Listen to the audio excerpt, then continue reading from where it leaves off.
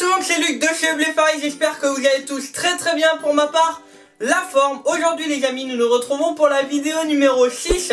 On arrive bientôt à la 8ème, bientôt la fin de la semaine découverte. Et aujourd'hui les amis, je vais vous parler du python. Donc vous pouvez peut-être vous demander, mais qu'est-ce qu'il est en train de foutre par terre? Je suis tout simplement là pour vous le montrer, le manipuler, donc vous montrer quelques petits détails par rapport à cette espèce, afin que vous puissiez voir un python d'un peu plus près. Je sais que beaucoup d'entre vous ne le connaissent pas forcément, afin de casser quelques préjugés qu'on peut potentiellement avoir sur le python royal, donc le python Régis, et qui sont pas forcément vrais. Donc comme je le rappelle à chaque fois, bien se désinfecter les mains, c'est des animaux avec lesquels on ne rigole pas non plus, hein, c'est pas un jouet, comme toutes les bêtes d'ailleurs.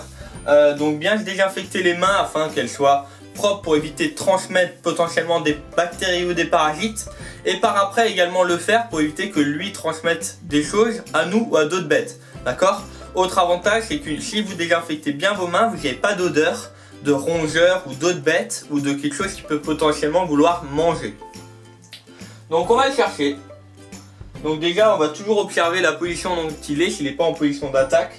Donc moi je le connais, donc après voilà, c'est encore un peu différent, mais toujours bien se méfier. Et on va le chercher. Donc voilà. Donc bien faire attention, toujours. Donc voilà, donc il faut savoir que le python n'a pas de venin, d'accord? Donc je me doute que certains d'entre vous pouvez potentiellement me poser la question dans les commentaires. Je ne vais peut-être pas donner tous les renseignements sur le python royal dans la vidéo, donc n'hésitez pas à me poser des questions dans les commentaires à la fin. Donc là c'est encore une mutation assez particulière. Le python royal n'est pas forcément de la couleur là à l'état naturel. Je vous mets une petite photo. Donc là c'est un pewter butter, donc à force d'avoir de certaines couleurs dans des petits, on a réussi à obtenir un python. Enfin il y en a plein d'autres, hein, mais du moins moi c'est un pewter butter. Donc je vais un peu vous le montrer. C'est un mâle qui a 3 ans, d'accord? Donc voilà, je vais vous le montrer. Hop. Voilà, comme ça vous voyez un peu. Voilà, donc vous voyez que c'est vraiment pas forcément méchant. Donc déjà, la première chose à savoir, c'est qu'il a donc pas de venin. Il va être donc constricteur. Constrictor si vous préférez, il va donc étouffer ses proies. Donc déjà, il faut savoir que le python royal fait en moyenne 1m20, 1m40 pour certains individus, rarement plus, ça peut arriver mais rarement plus. Donc déjà pour vous étouffer, il y a du boulot. Sachant que lui il fait déjà une belle taille, donc c'est un mâle, donc il est un peu plus petit que les femelles, et il fait un peu plus de 1 kg, d'accord? Donc vous voyez qu'il va tout simplement chercher à avancer, il va regarder, il va sentir.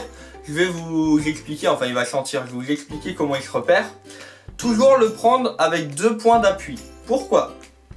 Tout simplement car il va beaucoup moins stresser. Vous, on vous met sur un pied, vous êtes aussi beaucoup moins bien. Autre chose, il faut savoir que là, dans le moment là, mes mains sont comme des branches pour lui. Il est dans les branches, vous voyez? Il n'a aucune raison d'attaquer une branche, d'accord? Donc il va faire sa vie et il va aller chercher des odeurs qu'il connaît ou qu'il ne connaît pas. Ensuite, la chose qu'il faut savoir, c'est qu'il ne faut jamais le serrer, vouloir le prendre par la tête, toutes ces choses-là. Niveau du rythme cardiaque, souvent on va entendre, ouais, plus un serpent ça peut être méchant, attention au rythme, voilà, on peut avoir peur. Un serpent n'est pas forcément méchant. Alors je dis pas que c'est gentil pour tous les serpents, attention. Mais un serpent n'est pas forcément méchant, mais c'est souvent un animal qui va avoir peur. Pourquoi? Parce que au final, vous avez vu votre taille par rapport à un serpent de la taille là, vous êtes beaucoup plus grand. C'est comme si vous voulez attaquer un éléphant sans arme, sans rien. Ça va être compliqué, d'accord? Donc lui il va surtout avoir peur et vouloir se défendre. Si vous y allez de manière tranquille, il n'a aucune raison d'attaquer. Si vous avez peur, votre rythme cardiaque va augmenter automatiquement. Et donc dans les moments là, il va potentiellement sentir ça comme une agression. C'est pareil quand on est énervé, quand on veut taper quelque chose, quoi que ce soit, ça a déjà arrivé à tout le monde. On a le rythme cardiaque qui augmente et on va potentiellement avoir une façon agressive, une manière d'être agressive. Donc lui c'est ça, lui quand votre rythme cardiaque va augmenter, va pas prendre ça comme de la peur, mais comme une agression. Et donc là il va se défendre. Vous voyez un peu la logique de la chose. Et donc voilà, donc ensuite on va me dire mais pourquoi il tire tout le temps la langue? Donc déjà, la langue comme dit, c'est une langue bifide. Donc elle est coupée en 2. Donc tout simplement car lui il va pas voir comme nous en couleur. Il va vraiment voir quasiment rien avec ses yeux, il va apercevoir des ondes thermiques, donc de chaleur. Et en fait, avec sa langue, il va tout simplement capter des particules dans l'air, qui va envoyer au niveau de l'organe de Jacobson, donc c'est un organe situé au niveau de sa tête, et qui lui va analyser le milieu, d'accord? Donc s'il ressent une source de chaleur à un point ou à un autre, il va plutôt aller là-bas, ou plutôt aller autre part. Il faut également savoir que c'est un animal qui est poékylotherme. Ça veut dire quoi, poékylotherme? C'est-à-dire qu'il ne peut pas réguler sa température. La température de son corps, c'est la température que lui il a, d'accord? Que son corps a. Il va capter les températures à 0,01 degré près. D'accord? Donc c'est-à-dire que nous, il fait 27 degrés ou 26, on voit pas la différence. Lui, il fait 26,11 degrés. Il va capter la différence, il fait 26,12 degrés. D'accord? Donc c'est vraiment que ça, qu'il ressent très bien les températures. Donc il va chercher à se réchauffer ou à se refroidir en fonction de là où il vit. Voilà pour les grandes parties pour le python. Donc sinon c'est un animal qui est vraiment assez cool, j'ai envie de dire. Vous allez pouvoir en trouver à plein de prix différents si vous êtes intéressé. Vous pouvez en trouver à partir d'une vingtaine ou une trentaine d'euros pour du classique. Ça c'est un individu qui vaut un peu plus de 500 euros. Et vous en avez qui vont monter à plusieurs milliers d'euros. D'accord? Donc ça reste pas un objet, je vais le remettre dans son milieu. Il faut savoir que dans son milieu, il a un tapis chauffant, mais tout ça je vous expliquerai. Je vais faire encore d'autres vidéos, il y en a déjà sur la chaîne YouTube. Je vais lui remettre sa petite cachette et vous allez voir à quelle vitesse il va aller dedans quand il va la trouver. Donc là, je le relâche. Donc tranquillement, voilà, il n'est pas allé dedans. Je le laisse tranquille et il va aller pareil. Voilà, là il est dedans.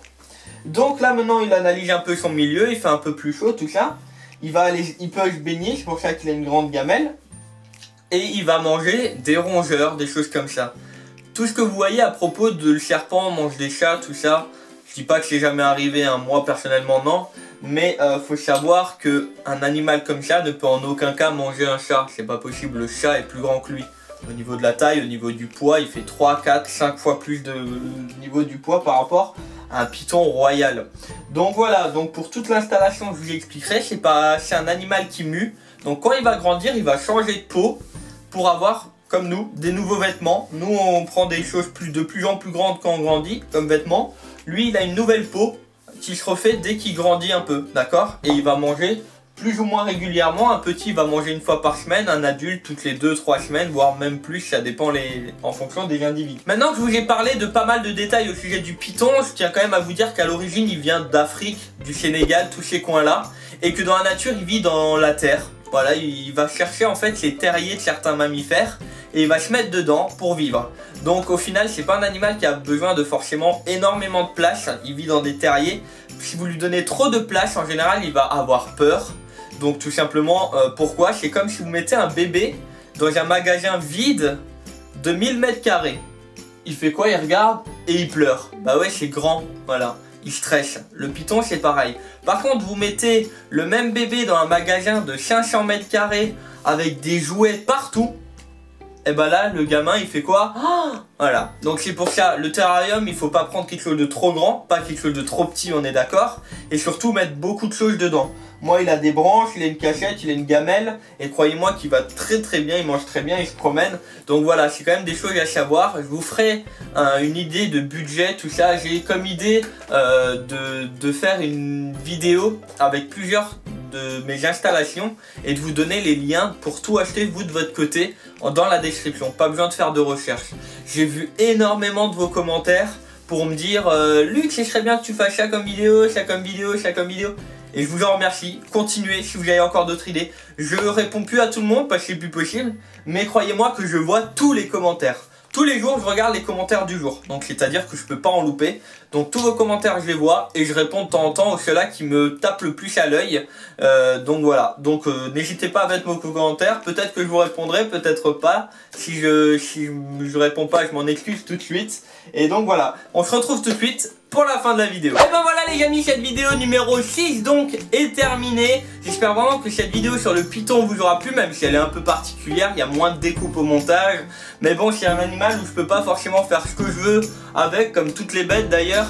Mais voilà, il y a quand même des choses à respecter. Ça reste un serpent, ça reste un animal qui est potentiellement j'aime pas dire le mot là, mais qui est sauvage en fait, parce qu'au final on peut pas appréhender d'avance, on peut pas prévoir pardon d'avance qu'est-ce qu'il va faire. Donc c'est pour ça que je peux pas faire trop de découpes ou voilà, je fais vraiment en fonction de l'animal, de ce que lui il fait. Si cette vidéo vous a plu, n'oubliez pas le pouce bleu, vous pouvez également la partager auprès de vos amis sur tous les réseaux. Merci à tous d'avoir mis plein de commentaires dans les dernières vidéos, je les lis tous. Il faut savoir que tous les jours je regarde les commentaires du jour.